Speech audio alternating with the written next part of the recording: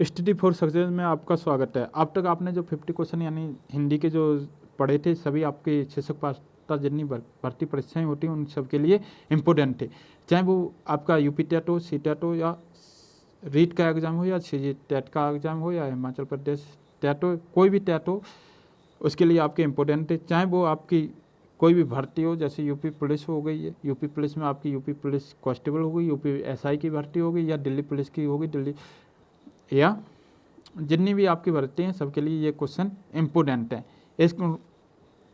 इन प्रश्नों को जरूर आप देखें।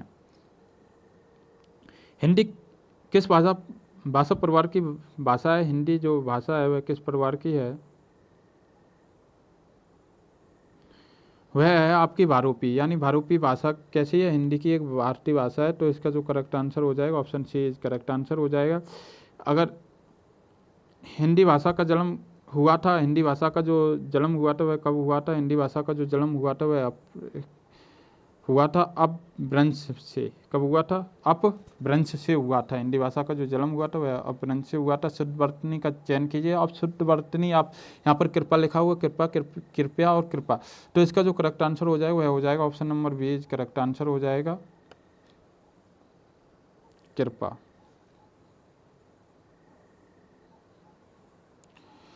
आगे आते हैं, जाके पावना फतेह विवाही सो क्या जाने पीर पराई।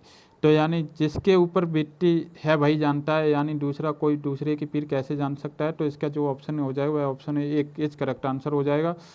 अगला क्वेश्चन कहता है जस दूल्हा तन बराती बनी बराती का अर्थ क्या होता है? तो इसका जो अर्थ हो जाएगा यह लोकोक्ति है। तो इसका अर्थ हो जाएगा सभी एक जैसे ही मिले हैं। Option 1 is correct answer. बेइंसाफी के प्रयुक्त उपसर्ग क्या होते हैं? बेइंसाफी के जो प्रयुक्त उपसर्ग होते हैं वह कौन से होते हैं? वह आपके हो जाते हैं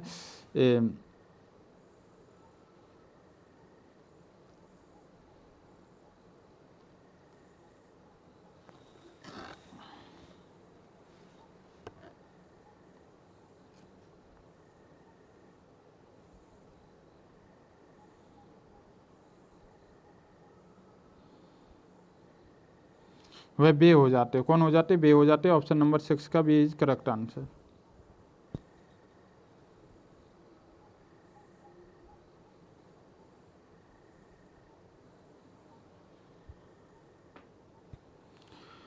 आगे नेक्स्ट क्वेश्चन कह रहा है भाव शब्द का प्रयुक्त प्रत्यय कौन सा होता है? भाव का जो प्रयुक्त होता है वह होता है आब होता है, यानी option C is correct answer.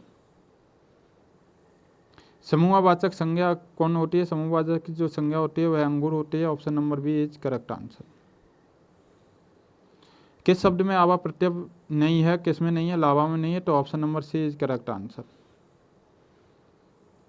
किस शब्द में उपसर्ग का प्रयोग नहीं हुआ है? किस में नहीं हुआ? उपकार में नहीं हुआ। तो option number C is correct answer.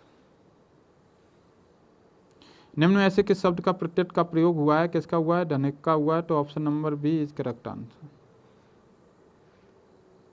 निम्नलिखित में से किस शब्द का प्रत्यय लगा हुआ है? किसका लगा हुआ है? जादूगर का लगा है। Option number B is correct answer. किस शब्द का उपसर्ग का प्रयोग हुआ है? किसका हुआ? उपकार का हुआ। Option number A is correct answer. निर्वाह में प्रयुक्त उपसर्ग है किसका है? निर का है। तो option number C is correct answer. किस शब्द की रचना प्रत्यय से हुई है? किसकी हुई है? इनमें से किसी की नहीं हुई है। तो option number D is correct answer. Cheraw का शब्द में प्रयुक्त उपसर्ग है क्या है? चिर है, यानी option number D is correct answer.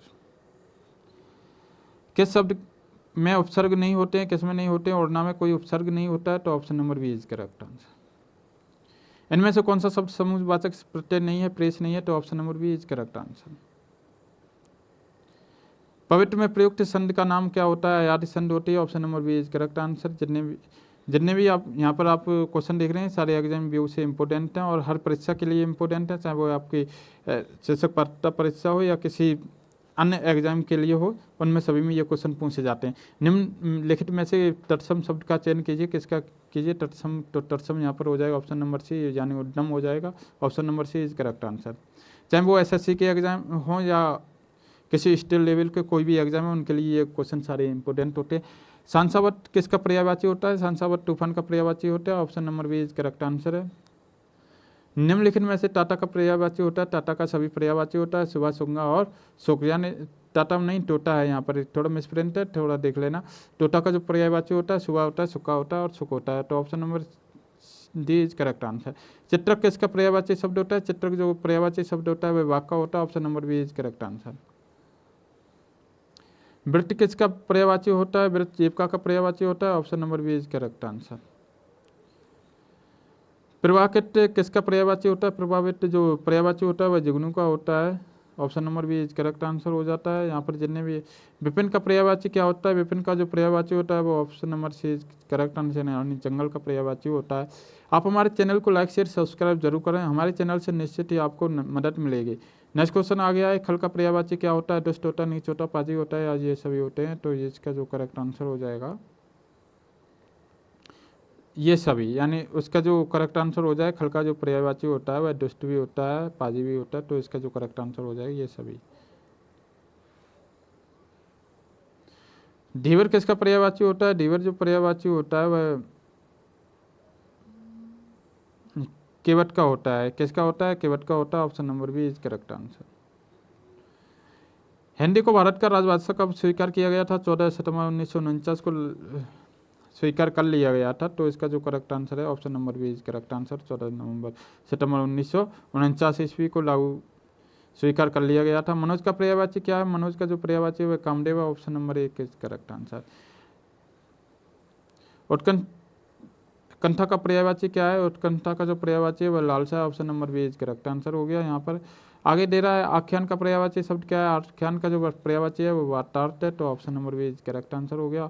Hindi भाषा में की बोलियों की संख्या कितनी है? अब यहाँ पर जो क्वेश्चन है यहाँ पर कि हिंदी भाषा की जो बोलियों की संख्या है वह संख्या होती है 18, जबकि हिंदी भाषा की जो संख्या होती है वह कितनी होती है? भाषाएं कितनी बोली जाती हैं? 22 भाषा में बोली जाती है, जबकि बोलियाँ कितनी 18 इंपोर्टेंट है। तो option number B is correct answer यानी 18। गोपाल में कौन सी समाज हुई है? गोपाल जो है वह बहुब्री समाज की हुई है। Option number C is correct answer. शांति दूत में कौन सा समाज होता है? शांति दूत में जो समाज होता है वह तत्पुरुष होता है। Option number B is correct answer हो गया। थोड़ा बहुत में कौन सा समाज होता है? द्वंद्व समाज होता है। तो option number B is correct answer. Ajatashatru में कौन सा समाज होता है? बहुब्री समाज होता है। Option number B is correct answer. दुर्भिक्ष में समाज होता है, बहुब्री समाज होता है। तो option number B is correct answer. भूखा प्यासा में कौन सा समाज होता है? द्वंद्व समाज होता है। Option number D is correct answer. Hindi भाषा में कौन सा रूप मानक हिंदी के लिए स्वीकार किया गया है? तो खड़ी बोली को किया गया। Option number D is correct answer. निम्न में से वाचक संख्या कौन सी होती है? निम्न में से वाचक जो संख्या होती है वह लंबाई होती है। Option number A correct answer हो जाता है। इनमें से कौन सी शब्द का पुल्लिंग है? अदालत, गिलास, ए और बी दोनों, या इनमें से कोई नहीं। तो जो अदालत का यानी पुल्लिंग पूछा गया तो गिलास एक पुल्लिंग शब्द है। तो option number B is correct answer हो जाएगा। यहाँ पर इनमें से कौन सा शब्द कर्मधारक होता है?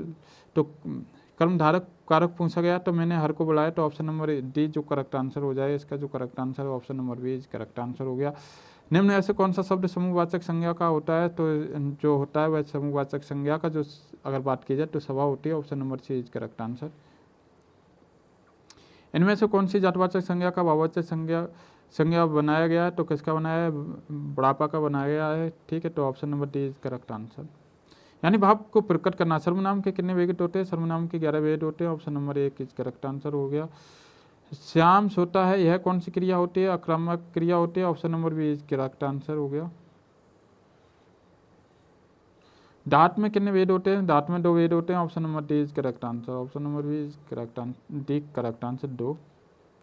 इनमें से कौन सी शब्द तत्सम के लिए हिंदी बनाया गया है? कौन सी बनाया गया है? आम को बनाया गया। तो option number C is correct answer, आम। इनमें से कौन सी शब्द कालवाचक अव्यय होता है? तो जो कालवाचक होती है अब से ऐसी बात नहीं होगी। तो कौन सी होगी? यानी ऑप्शन नंबर सी 50 का सी हो गया। Option number C is correct answer. यहाँ तक आपने देखे हैं कि यानी जितने आपके 50 क्वेश्चन यहाँ पर कंप्लीट हो चुके हैं। जितने शिक्षक पात्रता परीक्षा के लिए सारे क्वेश्चन आपके इंपॉर्टेंट हैं, चाहे वो शिक्षक पात्रता परीक्षा को हो या एसएससी का कोई भी एग्जाम हो या फिर स्टेट लेवल का कोई भी एग्जाम हो, हर एग्जाम के लिए ये क्वेश्चन इंपॉर्टेंट है। हमारे चैनल को लाइक शेयर सब्सक्राइब जरूर करें। जय हिंद, जय भारत।